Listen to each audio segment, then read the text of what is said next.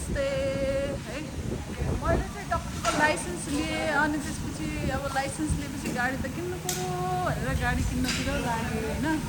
त्यसपछि गाडी किन्नु भनेको चाहिँ युएमा हात्तीको बच्चा पाले जस्तै रहेछ है। म चाहिँ आइसकेँ ग्यारेजमा फेरि पनि गाडी बनाउन होइन। युएमा चाहिँ गाडी किन्नु भनेको चाहिँ हात्तीको बच्चा पाल्नु बराबर रहेछ। मेरो गाडी चाहिँ यहाँ महाराज यहाँ सिटमा बस्नु भएको छ टक्क पारेर। अनि त्यसपछि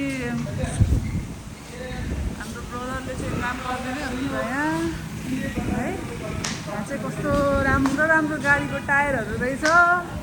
तपाईँहरूलाई गाडीको टायर चाहियो भने चाहिँ यहाँ आउनु होला। यस्तो मेरो भिडियो हेरेर गाडीको टायर हाल्न आउनुभयो भने चाहिँ तपाईँहरूलाई 10% डिस्काउन्ट पनि मिल्छ भन्न चाहिँ मैले भने हो।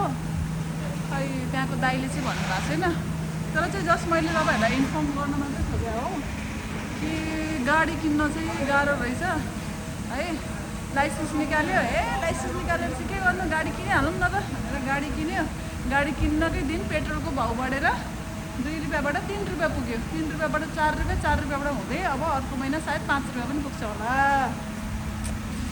यस्तो गाह्रो छ, देख्नुभयो नि गाडी हुनेहरूको समस्या देख्नुभयो नि। म गाडीमा गई कुद्दा क्या मोच्छ तपाईँले भन्नुहुन्छ, देख्नुभयो मलाई कति मोच्छ भनेर। यस्तो बिजोग छ मेरो यहाँ गाडीको टायर सायर निकालेर यसरी यहाँ फिटिङ गर्दैछु, बनाउँदैछु यसरी यसलाई गरेर। त्यही भएर गाडी चाहिँ किन्यो कि गाइस होइन, तर गाडी भनेको चाहिँ हात्तीको बच्चा पाले जस्तै गाह्रो रहेछ।